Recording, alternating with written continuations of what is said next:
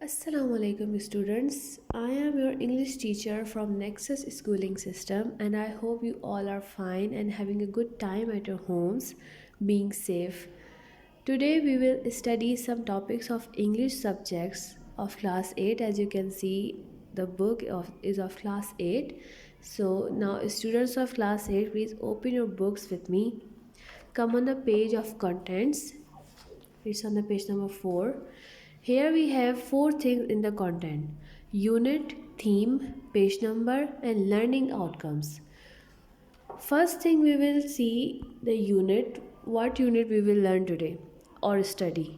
Unit number 3, learning new things. This is the main heading of the unit, and learning to read and write and the accident. These are the passages or small topics of this unit. Theme of this unit is respect for rules and laws. इसका मतलब यह है कि आप इस unit से या इन passages से जो चीज़ सीखोगे वो होगी रूल्स और लॉज के लिए respect. At the end of the passage और at the end of the unit you will understand how to respect rules and laws. Page number, you know that किस पेज नंबर पे है। Learning outcomes are that कि आपको ये subject and होने के बाद, ये चैप्टर एंड होने के बाद आपको ये सारी चीज़ें आनी चाहिए। You should be able to do these all things which is written here. ये सारी चीज़ें हम उस यूनिट के ख़त्म होने के बाद देखेंगे। अभी हम चलते हैं इस यूनिट को रीड करने और स्टडी करने और उसको समझने। पेज नंबर 17 पे है ये यूनिट, तो हम पेज नंबर 17 पे आ जाएंगे। Learning new things. Pre-reading discussion. Pre-reading discussion is that when you don't read the topic but you should be able to answer these questions without even reading the topic. मतलब कि आप ये topic read करने के बगैर आपको ये questions के आंसर देने हैं। आपको अपनी नॉलेज के हिसाब से, जितना आपका माइंड काम करता है उसके हिसाब से आपको जवाब देने हैं, ताकि आपकी क्रेडिबिलिटी और आपकी कैपेबिलिटी मालूम हो सके टीचर को। So first question is, have you ever taught anything to another student or friend? क्या कभी आपने किसी दोस्त या किसी दूसरे स्टूडेंट को कुछ सिखाया है या पढ़ाया है?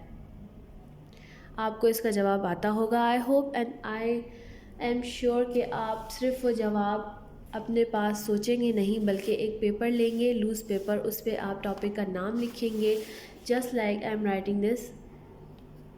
Unit name, unit number is 3, passage name और topic name आप लिखेंगे, कौन सा नंबर है आप वो भी लिखेंगे, क्वेश्चन आपसे कौन सा पूछा गया है आप वो लिखेंगे, फिर आप अपने वर्डिंग में, अपने अल्फाजों में उसका जवाब लिखेंगे। दूसरा इसका क्वेश्चन ये है कि discuss in pairs how teaching others can help us in our own learning. आप पेयर्स में बैठें, चाहे वो आपके गार्डियन हों, चाहे वो आपके पेरेंट्स हों, चाहे वो आपके फ्रेंड्स हों, आप उनके साथ बैठें और ये चीज़ डिस्कस करें कि how teaching others can help us in our own learning. हमें दूसरों को सिखाने के बाद वो चीज़ हमें कैसे अपने समझने के लिए हेल्प करती है। यानी कि हम जब किसी और को कोई चीज़ सिखा रहे हैं, टीच कर रहे हैं, तो वो सेम चीज़ हमारे लिए कैसे फ़ायदेमंद साबित होगी या हमारे लिए वो कैसे हमें हेल्प करेगी। These two question are you have to answer without reading this topic. Now we will read this passage. Naeem and his wife Salima lived in a small hut near a busy road. They had one son who was 6 years old. Naeem और उसकी बीवी सलीमा एक छोटे से हट में रहते थे, एक बिज़ी रोड के करीब।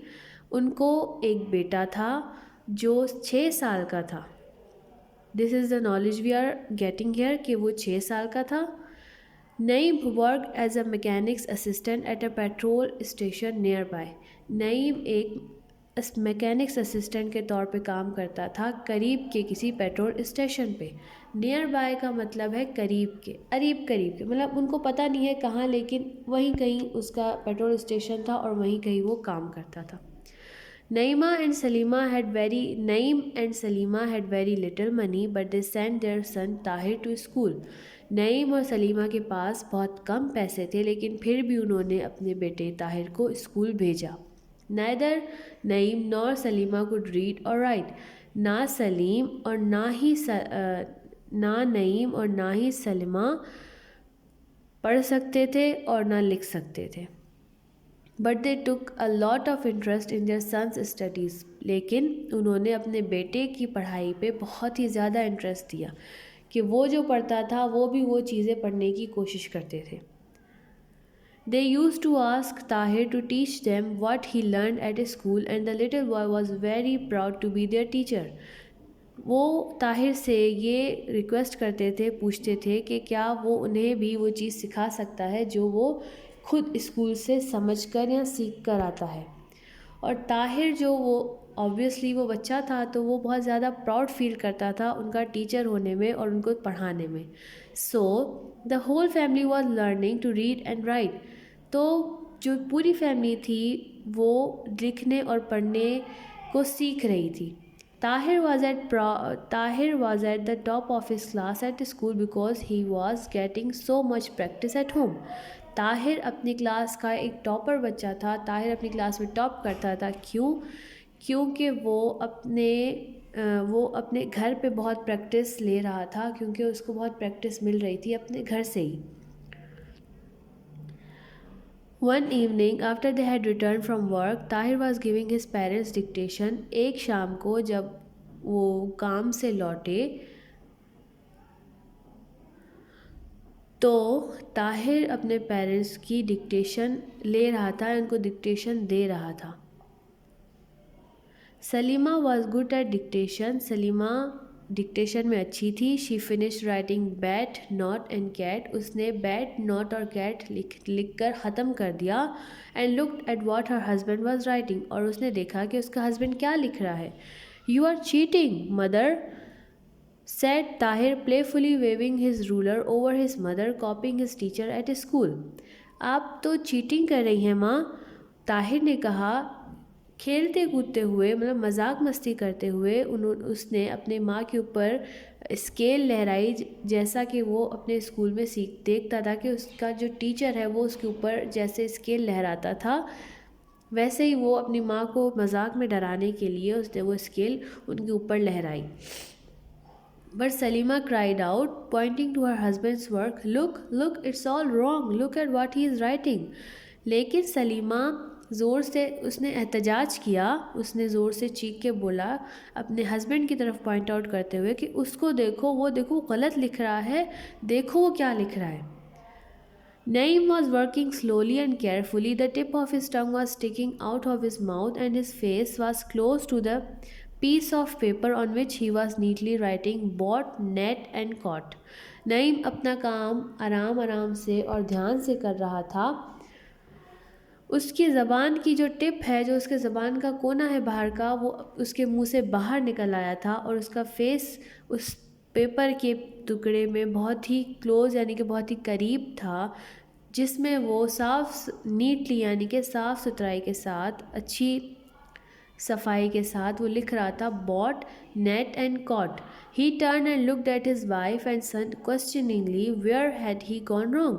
वो मुड़ा और उसने अपने बीवी और बेटे को सवालिया नज़रों से देखा कि वो कहाँ गलत हुआ है.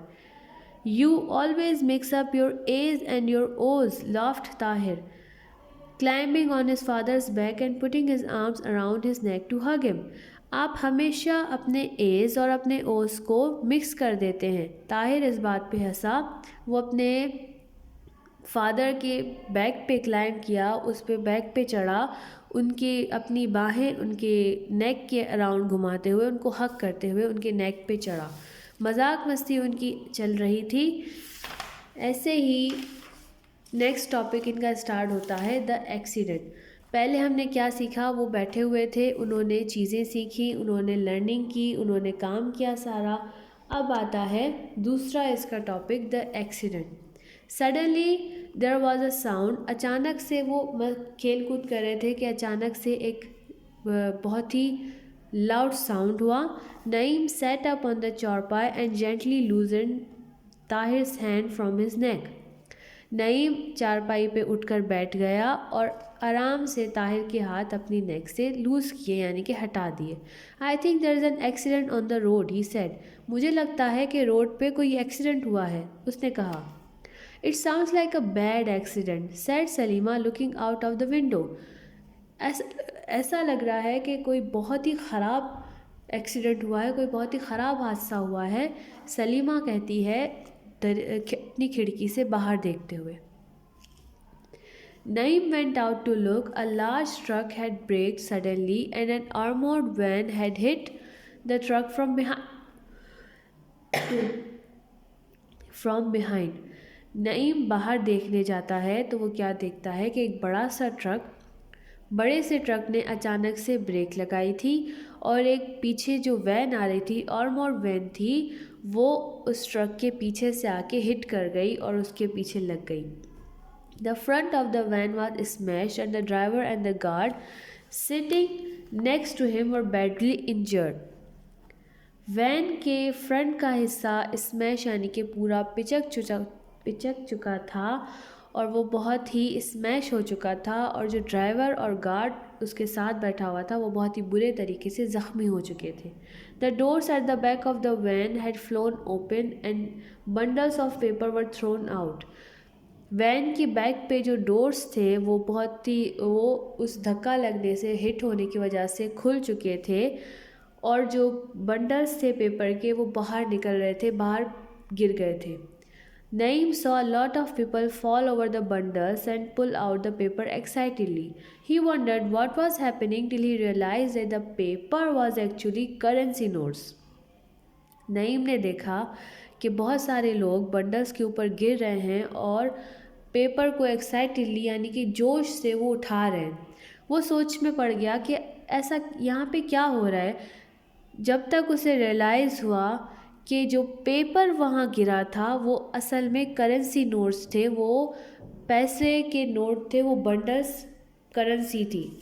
There must have been thousands of rupees in the van, but the crowd snatched them all away in a very short time. या वहाँ पे लाखों में पैसे होंगे वैन में, लेकिन क्राउड जो वहाँ पे भीड़ जमा हो गई थी उन्होंने बहुत ही कम टाइम में सारे पैसे छीन लिए। When he realized that the paper was actually rupee notes, Naeem joined the crowd, but he was too late. जब तक उसे ये एहसास हुआ, जब तक उसने ये रियलाइज़ किया कि जो पेपर थे वो एक्चुअली पैसों की गड्डियाँ थीं और वो रुपये के नोट्स थे, तो वो भी उस क्राउड के साथ गैदर हो गया, वो भी उस क्राउड के साथ मिल गया, लेकिन वो बहुत देर कर चुका था, वो बहुत लेट हो चुका था। He could only gather what some people had dropped when they were running away with the money. वो सिर्फ वही जमा कर पाया जो कुछ लोग गिरा रहे थे जब वो पैसे लेकर भाग रहे थे। Hearing the siren of police car, Naeem ran home with 100 rupee notes and a few 10 rupee notes. Police car के सायरन की आवाज़ सुनने के बाद नईम अपने घर पे भागा। सिर्फ उसके पास 100 के 2 नोट थे और कुछ 10 रुपए के नोट्स थे। जब when he reached home, Naeem showed the money to his wife. What shall we buy with this? He asked her after he had told her about the accident.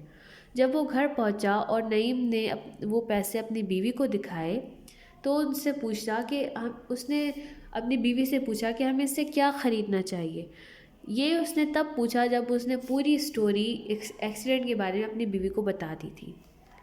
Just then they heard the police announcement. A policeman was asking the crowd to return the money. उसी moment पे उनको एक announcement सुनाई दी, एक ऐलान सुनाई दिया।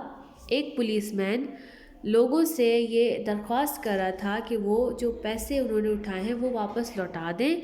It does not belong to you, he was saying over the microphone, please return the money to its owner. वो कह रहा था कि ये आपके नहीं हैं पैसे। वो माइक्रोफोन पे लाउड आवाज़ में करके कह रहा था कि ये पैसे आपके नहीं हैं, प्लीज़ पैसे उसके ओनर को लौटा दें। Tahir was listening carefully. He saw his parents listening to the police announcement nervously. They were honest people, but they felt like thieves.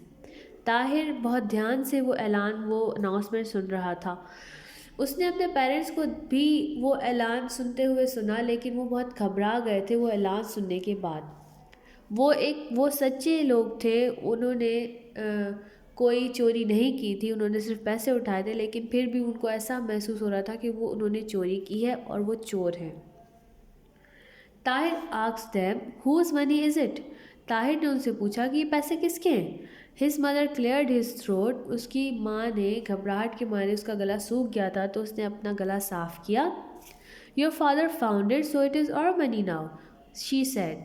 तुम्हारे अब्बू को ये मिले हैं तो ये मतलब हमारे हो गए, उसने बोला। Father will buy you a new pair of shoes with it, she added. तुम्हारे अब्बा, तुम्हारे जो फादर हैं, जो बाप हैं, वो तुम्हें शूज़ का एक नया पेयर लेके देंगे इन पैसों से, उसने ऐड किया। But it is not our money, Tahir insisted. लेकिन ये हमारे पैसे नहीं हैं, उसने इंसिस्ट किया, उसने इस बात पे ज़ोर दिया कि ये हमारे पैसे नहीं हैं। It is ours now, his mother replied. लेकिन अब ये हमारे हो गए, उसकी माँ ने जवाब दिया। But you always tell me not to take what belongs to others, said Tahir looking very upset. This money does not belong to us. लेकिन आपने मुझे हमेशा सिखाया है, कहा है कि हमें वो चीज़ नहीं लेनी चाहिए जो हमारी नहीं है। ताहिर ने कहा, बहुत ही दुखी नज़र आते हुए, बहुत ही अपसेट नज़र आते हुए, कि ये पैसे हमारे नहीं हैं। Then Naeem stood up. Tahir is right. The money does not belong to us. It belongs to a bank. I am going to return it, he said, and he left his hut, taking the money with him. फिर नईम खड़ा हुआ। ताहिर ठीक कह रहा है, ये पैसे हमारे नहीं हैं, ये पैसे एक बैंक के हैं और मैं जाकर ये पैसे लौटा दूंगा, उसने कहा, और वो अपने घर को छोड़कर बाहर निकला, पैसे अपने साथ लेकर। Of all the people who took the money, Naeem was the only one to return it. When the head of the bank asked Naeem why he had returned it, Naeem told him that it was his son's idea not to give what didn't belong to them.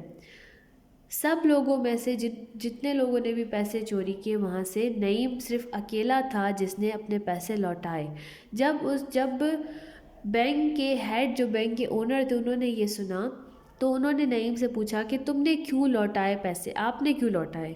तो नईम ने उन्हें बताया कि ये हम नहीं, ये हमारे बेटे का आइडिया था, जिसने हमें ये बताया कि हमें किसी चीज़ को नहीं रखना चाहिए जो कि हमारी नहीं है। ये अमानत में ख़यानत होती है। जब तक कि कोई इंसान वो चीज़ अपनी खुशी से आपको ना दे, आप उसकी कोई भी चीज़ अपने पास नहीं रख सकते। This is a very bad manner and a very bad thing you can do. A few days later, the family received a letter from the bank saying that as a reward for their honesty, the bank would finance Tahir's education in a good school. कुछ दिनों के बाद वो family को एक letter receive हुआ bank की तरफ से, कहते हुए कि आपको इनाम के, आपकी ऑनेस्टी, आपकी सच्चाई के लिए इनाम के तौर पर जो बैंक है वो ताहिर की एजुकेशन को फाइनेंस करेगी, यानी कि ताहिर के जो सारे एजुकेशनल अखराजात हैं, एजुकेशनल खर्चे हैं, वो बैंक उठाएगी। अब हम आते हैं इसके मोरल पे, इसके मेन आइडिया पे, कि इस सबक से, इस टॉपिक से, पैसे से, इस स्टोरी से हमने क्या चीज़ लर्न की, क्या चीज़ हमें नॉलेज में आई, कि जब तक आप अच्छे रहेंगे, जब तक आप किसी के साथ अच्छा करते रहेंगे, आपको अच्छा मिलता रहेगा। It is a saying that what goes around comes around. आप जो चीज़ आगे भेजोगे वही आपको रिटर्न में वापस आएगी। आप अच्छे काम करोगे, आपको अच्छे काम मिलेंगे, आप बुरे काम करोगे, आपको बुरे काम वापस आएंगे। अब आप इमेजिन करें कि क्या होता अगर ताहिर के अब्बू वो पैसे ना लौटाते, ताहिर पे बुरा असर पड़ता। ताहिर भी ये समझता कि मेरे जब अब्बू ने पैसे नहीं लौटाए चोरी के, तो मैं क्यों लौटाऊंगा, या वो कभी आगे चल के उसे कभी ऐसे पैसे मिलेंगे किसी के, तो वो कैसे लौटाएगा? वो नहीं लौटा सकता, क्योंकि उसने ये चीज़ सीखी ही नहीं। जब उसने ये सीखा कि मेरे पेरेंट्स ने मुझे बताया है कि किसी की चीज़ मुझे अपने पास नहीं रखनी, तो उसने वही चीज़ अपने पेरेंट्स को सिखाई। विच मीन्स कि जब आप लर्न करते हो कोई चीज़, जब आप सीखते हो, जब आप नॉलेज गेन करते हो, जब आप स्टडी करते हो, तो आपका जहन बहुत सारी चीज़ों के लिए खुल जाता है। आप खुद सोचने समझने की सलाहियत रखते हैं। उसके पेरेंट्स ने था तो छोटा सा बच्चा, लेकिन जब उसके पेरेंट्स गलत काम कर रहे थे तो उसने उन्हें रोका कि आप गलत कर रहे हैं, ये पैसे हमारे नहीं हैं। आप जब स्कूलिंग जाते हो, जब आप पढ़ते हो, जब आप स्टडी करते हो, that makes a huge difference to your personality. आप एक अच्छे इंसान बनते हो, आपका दिल साफ़ होता है, आप एक इंसाफ पसंद साफ इंसान बनते हो, आप एक ऑनेस्ट इंसान बनते हो। It is a very compulsory thing you should do in your life to study. अब हम आते हैं, टॉपिक तो हमने पढ़ लिया, पैसेज पढ़ लिया, हमने इसके मोरल भी देख लिया कि ये स्टडी क्या करवाना चाह रहे हैं हमें, ये क्या समझाना चाह रहा है टॉपिक। अब हम आते हैं इसके कॉम्प्रीहेंशन पे। कॉम्प्रीहेंशन का मतलब क्या होता है कि टॉपिक से रिलेटेड आपको सवाल दिए जाएंगे और आपको उन सवालों के जवाब देने हैं। Read the story and answer the following question. Same thing, आप स्टोरी रीड करेंगे और आप इन क्वेश्चंस के आंसर्स देंगे। Characters can be defined as any person, animal or figure पर रिप्रेजेंटेटेड इन अ स्टोरी। यहाँ पे क्या बता रहा है कि कैरेक्टर किसी भी स्टोरी का ऐसे डिफाइन होता है कि वो कोई भी पर्सन होता है, कोई भी एनिमल होता है, या कोई भी फिगर रिप्रेजेंटेड होता है, यानी कोई भी लिविंग थिंग जो कि स्टोरी में आपको दिख रही है, वो कैरेक्टर के तौर पर आप यूज़ कर सकते हैं कि जो कैरेक्टर्स उस स्टोरी में आपको मिल रहे हैं। जैसे इस स्टोरी में आप देखेंगे तो आपको नईम कैरेक्टर मिल रहा है, आपको ताहिर मिल रही है, ताहिर मिल रहा है, आपको सलीमा मिल रही है, आपको पुलिसमैन मिल रहा है, आपको लोग मिल रहे हैं। ये सारे आपके पास क्या आ गए, कैरेक्टर्स आ गए। Plot is a casual sequence of events, the why for the things that happens in the story. Plot एक कैजुअल सीक्वेंस होता है इवेंट्स का, पहले क्या हुआ, फिर क्या हुआ, फिर उसके बाद क्या हुआ, फिर एंड में क्या हुआ, फिर रिजल्ट क्या निकला। ये सारी चीज़ें किस में आती हैं, प्लॉट में। और जो वाई होता है, मतलब कि जब स्टोरी होती है तो स्टोरी क्यों हुई, कैसे हुई, कब हुई, वो सारी चीज़ें जो आती हैं वो प्लॉट में आती हैं। Use the grid given below, describe the story elements, plot and की कैरेक्टर्स एंड देयर रोल। आपको क्या करना है कि आपको ये टेबल या ग्रिड यूज़ करके आपको स्टोरी से देख के आपको लिखना है कि इसमें की कैरेक्टर्स और उसके रोल्स क्या हैं और प्लॉट क्या है। प्लॉट में आपके पास आता है कॉन्फ्लिक्ट, क्लाइमैक्स, रिजोल्यूशन। कॉन्फ्लिक्ट यानी कि प्रॉब्लम कहाँ से स्टार्ट हुई। इस स्टोरी में आप देखेंगे प्रॉब्लम कहाँ से स्टार्ट हुई, जब नईम पैसे घर लेकर आया और उसने कहा कि ये पैसे अब हमारे हैं, प्रॉब्लम वहाँ से स्टार्ट हुई। क्लाइमैक्स यानी कि जो सस्पेंस में आप रहते हो कि अब क्या होगा, अब क्या करेगा नईम, नईम वापस जाकर पैसे लौटाएगा या वो अपने बेटे की बात रद्द करके, उसको डिनाई करके पैसे अपने पास रखेगा। ये आ गया हमारे पास क्लाइमैक्स। रिजोल्यूशन जो कि क्लाइमैक्स के बाद होगा, अच्छा काम या बुरा काम, उसने सही काम किया या गलत काम किया, उसने क्या सॉल्यूशन निकाला, उसने क्या एंडिंग की स्टोरी की, वो आता है रिजोल्यूशन में। पहला क्वेश्चन आपका ये है, आपको स्टोरी पढ़नी है, आपको पूरी स्टोरी में से कैरेक्टर्स निकालने हैं, आपको उस कॉन्फ्लिक्ट, क्लाइमैक्स, रिजोल्यूशन की कैरेक्टर्स, उनका मेन रोल क्या है, उनका रोल क्या था, बेटा था, माँ थी, क्या बोला उसने, कैसे बोला, ये सारी चीज़ें आपने इस टेबल बना के लिखनी है। Second question is what job did Salima and Naeem use to do. Same thing आपको स्टोरी में दी हुई है कि क्या जॉब करते थे, what help. Third question is what help Tahir to do well at his studies. Tahir ऐसा क्या करता था कि वो पढ़ने में ज़्यादा अच्छा हो गया था। Why did Naeem think Salima was cheating. Naeem ने ऐसा क्यों सोचा कि सलीमा चीटिंग कर रही है लिखने में। उसके बाद है why were the people collecting the bundles of paper. लोग पेपर के बंडल्स क्यों कलेक्ट कर रहे थे। F question is why did the policeman ask the people to do? What did the policeman ask the people to do? Policeman ने लोगों से क्या करने का पूछा, क्या करने की रिक्वेस्ट की। Why did Naeem return the money. Naeem ने पैसे क्यों लौटाए। What reward did they get for their honesty। उनको अपनी सच्चाई के बेसिस पे क्या इनाम मिला। What lesson did you learn from the story। आपको इस स्टोरी से क्या लेसन मिला, क्या आपको इसका लेसन मिला कि आपको क्या करना चाहिए अपनी ज़िंदगी में। Which of these characters can you identify with, give reasons for your choice.